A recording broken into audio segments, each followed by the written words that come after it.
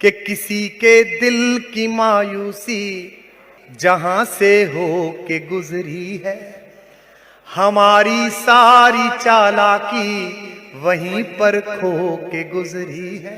जवान लड़कों, तुम्हारी और मेरी रात में बस फर्क इतना है, तुम्हारी और मेरी रात में बस फर्क इतना है, तुम्हारी सो के गुजरी है हमारी, तुम्हारी सो के गुजरी है हमारी रो के गुजरी। जो लड़के यहां आए हैं सुनने के लिए और जिनको सुबह ही सुबह व्हाट्सएप विश्वविद्यालय का सिलेबस मिलता है, उनसे एक बात कहूं, मैं पिछले 10-12 दिन से इस बात से दुखी भी था। बोलता हूं तो फिर लोग नाराज भी हो जाते हैं, गालियां भी खाता हूं, तालियां भी सुनता हूं।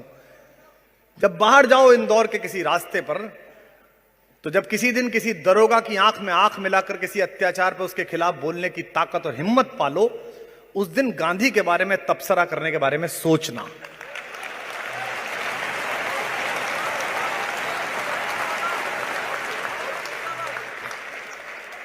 1932 में गोलमेज सम्मेलन में गए थे बापू, जिसे कहते हैं ना हिम्मत।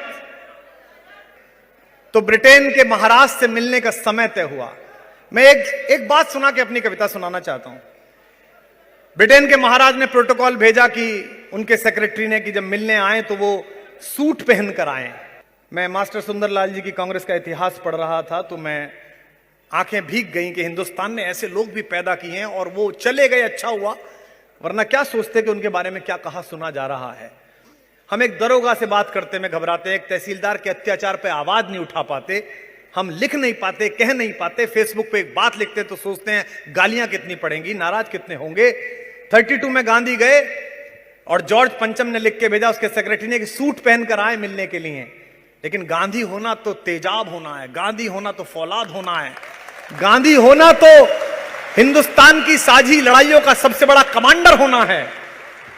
बापू उसी फकीरी में एक धोती पहने हुए और चंपारण से मिली हुई लाठी लेकर दरवाजे पर हाजिर बंकिंग पैलेस के अंदर। पता चला महाराज को कि वो आदमी ऐसा आ गया। चर्चिल तो कहता ही था अधनंगा फकीर, कहा गया कि वो ऐसे आ गया। तो महाराज ने सोचा, जॉर्ज पंचम ने सोचा मिलते हैं इससे।